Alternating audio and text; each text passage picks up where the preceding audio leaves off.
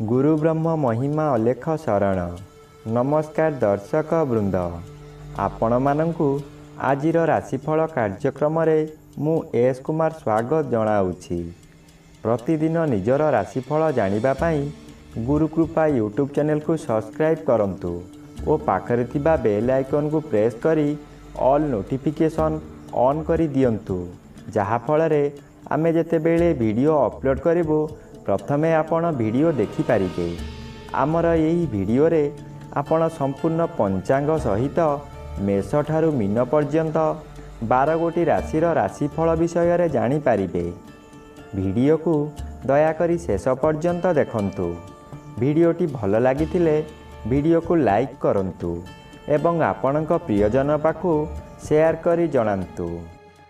एबे आसंतु जानिबा आज दिनर संपूर्ण पंचांग विषय। आज 2026 मसीहा एप्रिल मास 11 तारिख शनिवार, दिल्ली शराब्द सन 1433 साल, स्वाधीन भारताब्द 79 वर्ष, महिमाद 199 वर्ष।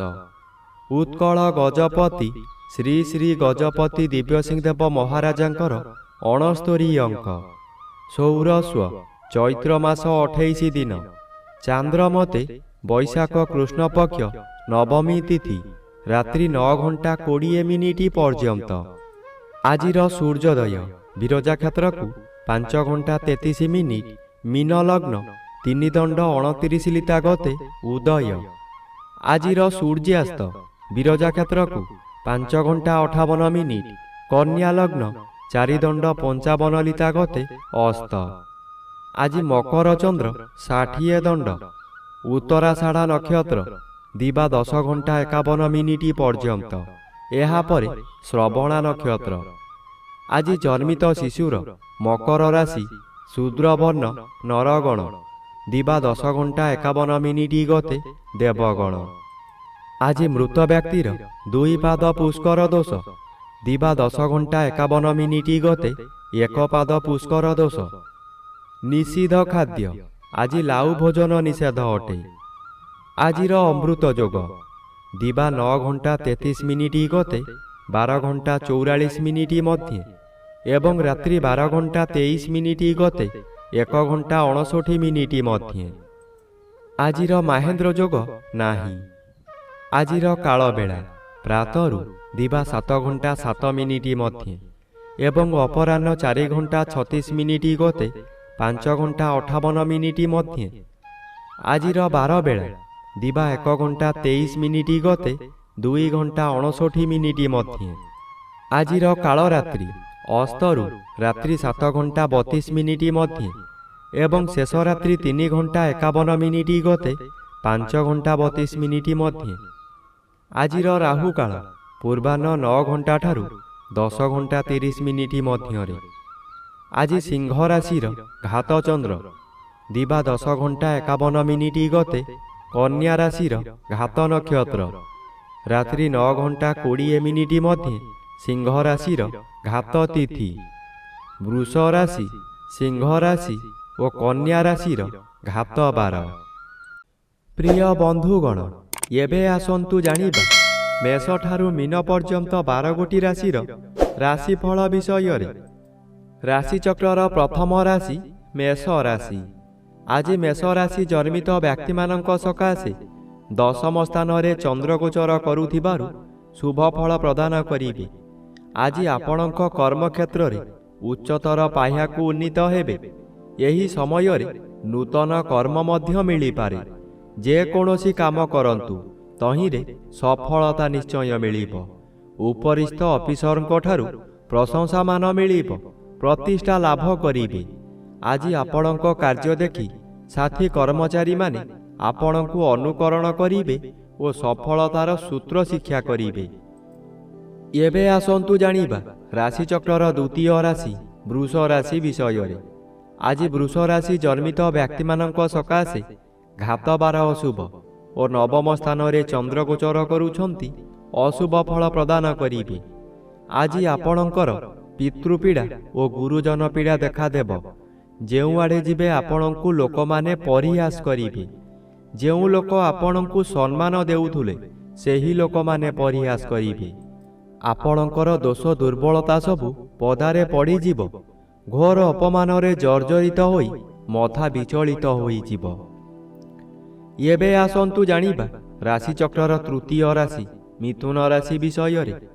ଆଜି ମିଥୁନ ରାଶି ଜନ୍ମିତ ବ୍ୟକ୍ତିମାନଙ୍କ ସକାଶେ ଅଷ୍ଟମ ସ୍ଥାନରେ ଚନ୍ଦ୍ର ଗୋଚର କରୁଥିବାରୁ ଅତି ଅଶୁଭ ଫଳ ପ୍ରଦାନ କରିବେ। ଏହି ସମୟରେ ଆପଣ ଯେଉଁ ସ୍ଥାନକୁ ଯିବେ ସେଠାରେ କଳହ ହେବ। ବିଭିନ୍ନ ପ୍ରକାର କ୍ଷତି ହୋଇ ଆପଣଙ୍କର ମଥା ବିଚଳିତ ହୋଇଯିବ। ରାସ୍ତାରେ ଯିବା ସମୟରେ ଆପଣ ଅନ୍ୟମନସ୍କ ହୋଇପାରନ୍ତି। ସାବଧାନ ନ ରହିଲେ ଯାନବାହନ ଦୁର୍ଘଟଣାକୁ ଏଡ଼ାଇ ଦେଇ ହେବ ନାହିଁ। ଏହି ସମୟରେ ଆପଣଙ୍କୁ ଗରମ ଜ୍ୱର ମଧ୍ୟ ହୋଇପାରେ। ଏବେ ଆସନ୍ତୁ ଜାଣିବା ରାଶିଚକ୍ରର ଚତୁର୍ଥ ରାଶି କର୍କଟ ରାଶି ବିଷୟରେ। ଆଜି କର୍କଟ ରାଶି ଜନ୍ମିତ ବ୍ୟକ୍ତିମାନଙ୍କ ସକାଶେ ସପ୍ତମ ସ୍ଥାନରେ ଚନ୍ଦ୍ର ଗୋଚର କରୁଥିବାରୁ ଆଜି ଆପଣଙ୍କର ପ୍ରତ୍ୟେକ ଦିଗରୁ ଶୁଭ ଫଳ ମିଳିବ। ଏହି ସମୟରେ ଚାକିରି ନ ପାଉଥିବା ବ୍ୟକ୍ତି ଚାକିରି ପାଇପାରନ୍ତି। ଚାକିରି କରୁଥିବା ବ୍ୟକ୍ତିମାନଙ୍କର ପଦୋନ୍ନତି ହୋଇପାରେ। ବ୍ୟବସାୟ କରୁଥିବା ବ୍ୟକ୍ତି ଅଧିକ ବ୍ୟବସାୟକୁ ବୃଦ୍ଧି କରିପାରନ୍ତି। ଉତ୍ତମ ରୂପେ ବ୍ୟବସାୟ ଚାଲିବ। ଆଶାଠାରୁ ଅଧିକ ଲାଭ କରିବେ। ଆଜି ପରିବାରକୁ ନୂତନ ବନ୍ଧୁ ଆସିପାରନ୍ତି। ଏବେ ଆସନ୍ତୁ ଜାଣିବା ରାଶିଚକ୍ରର ପଞ୍ଚମ ରାଶି ସିଂହ ରାଶି ବିଷୟରେ। ଆଜି ସିଂହ ରାଶି ଜନ୍ମିତ ବ୍ୟକ୍ତିମାନଙ୍କ ସକାଶେ ଅଷ୍ଟମ ରବି ଅଶୁଭ ଓ ଘାତଚନ୍ଦ୍ର ଅଶୁଭ। ଘାତବାର ଓ ଘାତ ତିଥି ଅଶୁଭକୁ ଆହୁରି ବୃଦ୍ଧି କରାଇବ। ଆଜି ଘରେ ବାହାରେ ପ୍ରତ୍ୟେକ ସ୍ଥାନରେ ଆପଣ ଅପଦସ୍ତ ହେବେ। ଆପଣଙ୍କର ବହୁ ପରିମାଣର ବ୍ୟୟ ହେବ। ଶରୀର ଅସୁସ୍ଥ ରହିବ। ମଥା ବିଚଳିତ ହେବା କାରଣରୁ ରାସ୍ତା ଦୁର୍ଘଟଣା ମଧ୍ୟ ହୋଇପାରେ। ଆଜି ଆପଣ ନିଜ ମନକୁ ଶାନ୍ତ ନ କଲେ ନିଜକୁ ନିଜେ ଦଣ୍ଡ ଦେଇ ହଇରାଣ ଓ ଲୋକ ଅସା ହୋଇପାରନ୍ତି। ଏବେ ଆସନ୍ତୁ ଜାଣିବା ରାଶିଚକ୍ରର ଷଷ୍ଠ ରାଶି କନ୍ୟା ରାଶି ବିଷୟରେ। ଆଜି କନ୍ୟା ରାଶି ଜନ୍ମିତ ବ୍ୟକ୍ତିମାନଙ୍କ ସକାଶେ ପଞ୍ଚମ ସ୍ଥାନରେ ଚନ୍ଦ୍ର ଓ ସପ୍ତମ ସ୍ଥାନରେ ରବି ଗୋଚର କରୁଛନ୍ତି। ଅଶୁଭ ଫଳ ପ୍ରଦାନ କରିବେ। ଆଜି ହଠାତ୍ ସ୍ୱାସ୍ଥ୍ୟ ହାନି ହେବ। କୌଣସି ଗୋଟାଏ କାମ କରିବାର ସମୟ ନିର୍ଦ୍ଧାରିତ ହୋଇସାରିଥିବ, କିନ୍ତୁ ଆପଣଙ୍କର ଶରୀର ଅସୁସ୍ଥ ହେବା କାରଣରୁ ଆପଣ କଥା ଦେଇ କଥା ରଖିପାରିବେ ନାହିଁ। ମନରେ ଦୁଃଖ ଯନ୍ତ୍ରଣା ଭୋଗିବେ। ମନରେ ଦୁଶ୍ଚିନ୍ତା ବଢ଼ିଯିବାରୁ ରୋଗ ମାଡ଼ି ବସିବ। ବହୁ କଷ୍ଟ ଭୋଗିବେ। ଏବେ ଆସନ୍ତୁ ଜାଣିବା ରାଶିଚକ୍ରର ସପ୍ତମ ରାଶି ତୁଳା ରାଶି ବିଷୟରେ। ଆଜି ତୁଳା ରାଶି ଜନ୍ମିତ ବ୍ୟକ୍ତିମାନଙ୍କ ସକାଶେ ଚତୁର୍ଥ ସ୍ଥାନରେ ଚନ୍ଦ୍ର ଗୋଚର କରୁଛନ୍ତି। କୃଷ୍ଣପକ୍ଷ ହେତୁ ଆଜି ବେଶୀ ବିଚଳିତ ଲାଗିବ ନାହିଁ। ଧୈର୍ଯ୍ୟର ସହିତ ଆଗକୁ ଆଗକୁ ମାଡ଼ିଯିବେ। ଅର୍ଥ ଆସିବାର ବାଟ ଫିଟିଯିବ, କିନ୍ତୁ ତତ୍କ୍ଷଣାତ୍ ମିଳିବ ନାହିଁ। ଚାକିରି କରୁଥିବା ବ୍ୟକ୍ତିମାନେ ଶୁଭ ଖବର ପାଇ ଆନନ୍ଦିତ ହେବେ। ଚତୁର୍ଥ ସ୍ଥାନ ବିଦ୍ୟାସ୍ଥାନ ଓ ମାତୃସ୍ଥାନ ହୋଇଥିବାରୁ ମାତୃ ସହିତ କିଛି କଥା କଟାକଟି ହୋଇପାରେ। ଆଜି ବିଦ୍ୟାର୍ଥୀମାନେ ବିଦ୍ୟାରେ ଉନ୍ନତି କରିବେ। ଏବେ ଆସନ୍ତୁ ଜାଣିବା ରାଶିଚକ୍ରର ଅଷ୍ଟମ ରାଶି ବିଛା ରାଶି ବିଷୟରେ। ଆଜି ବିଛା ରାଶି ଜନ୍ମିତ ବ୍ୟକ୍ତିମାନଙ୍କ ସକାଶେ ତୃତୀୟ ସ୍ଥାନରେ ଚନ୍ଦ୍ର ଗୋଚର କରୁଥିବାରୁ ଅତି ଶୁଭ ଫଳ ପ୍ରଦାନ କରିବେ। ଆପଣଙ୍କର ଏହି ସମୟରେ ବହୁ ଚେଷ୍ଟା କରି ବାରମ୍ବାର ବିଫଳ ହେଉଥିବା କାର୍ଯ୍ୟ ହଠାତ୍ ଆପଣଙ୍କର ସପକ୍ଷରେ ଯିବ। ବହୁ ଅର୍ଥର ମାଲିକ ଆପଣ ହୋଇପାରନ୍ତି। ପୂର୍ବରୁ ଖରାପ ଥିବା ସ୍ୱାସ୍ଥ୍ୟ ଏହି ସମୟରେ ମନର ବଳ ବୃଦ୍ଧି ପାଇଥିବାରୁ ସ୍ୱାସ୍ଥ୍ୟ ଉତ୍ତମ ରହିବ। ବନ୍ଧୁବାନ୍ଧବ ଆପଣଙ୍କର ପ୍ରଶଂସା ଗାନ କରିବେ। ଏବେ ଆସନ୍ତୁ ଜାଣିବା ରାଶିଚକ୍ରର ନବମ ରାଶି ଧନୁ ରାଶି ବିଷୟରେ। ଆଜି ଧନୁ ରାଶି ଜନ୍ମିତ ବ୍ୟକ୍ତିମାନଙ୍କ ସକାଶେ ଦ୍ୱିତୀୟ ସ୍ଥାନରେ ଚନ୍ଦ୍ର ଗୋଚର କରୁଥିବାରୁ ଅଶୁଭ ଫଳ ପ୍ରଦାନ କରିବେ। ଆପଣ ଆଜି ବହୁ ସମାଲୋଚନାର ଶିକାର ହୋଇପାରନ୍ତି। ଆପଣ ଯେଉଁ କାର୍ଯ୍ୟ କରିବେ ତହିଁରେ ପ୍ରତ୍ୟେକ ବ୍ୟକ୍ତି ପ୍ରବଳ ବିରୋଧ କରିବେ। ଏହି ସମୟରେ ଆପଣଙ୍କର ନାସା କର୍ଣ୍ଣ ଚକ୍ଷୁ ଆଦିରେ ଆଘାତ ଲାଗିପାରେ। ସାମାନ୍ୟ କଥାରେ ଆପଣ ଉତ୍ତେଜିତ ହୋଇଯିବେ ଓ ନିଜ ଜିଦ୍ ରଖିବାକୁ ଯାଇ ବହୁତ ଅର୍ଥହାନି କରିବେ। ଏବେ ଆସନ୍ତୁ ଜାଣିବା ରାଶିଚକ୍ରର ଦଶମ ରାଶି ମକର ରାଶି ବିଷୟରେ। ଆଜି ମକର ରାଶି ଜନ୍ମିତ ବ୍ୟକ୍ତିମାନଙ୍କ ସକାଶେ ଶ୍ରୀଚନ୍ଦ୍ର ଗୋଚର କରୁଥିବାରୁ କିଛି ଶୁଭ ଫଳ ପ୍ରଦାନ କରିବେ। ଏହି ସମୟରେ ଗୃହରେ କିଛି ମାଙ୍ଗଳିକ କାର୍ଯ୍ୟ ହୋଇପାରେ। ଖୁବ୍ ଧୁମଧାମରେ ଆନନ୍ଦ ଉତ୍ସବ ପାଳିବେ।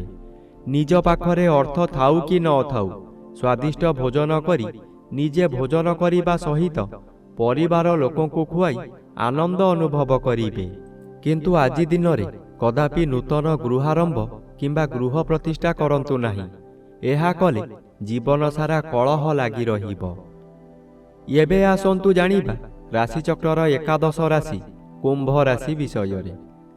ଆଜି କୁମ୍ଭ ରାଶି ଜନ୍ମିତ ବ୍ୟକ୍ତିମାନଙ୍କ ସକାଶେ ଦ୍ୱିତୀୟ ସ୍ଥାନରେ ରବି ଓ ଦ୍ୱାଦଶ ସ୍ଥାନରେ ଚନ୍ଦ୍ର ଗୋଚର କରୁଥିବାରୁ ଶୁଭ ଫଳ ପ୍ରଦାନ କରିବେ। କୌଣସି ଦୂର ସ୍ଥାନକୁ ଯାତ୍ରା କରିବାର ଥିଲେ ନିର୍ଭୟରେ ଯାତ୍ରା କରନ୍ତୁ, ଫଳପ୍ରଦ ନିଶ୍ଚୟ ହେବ।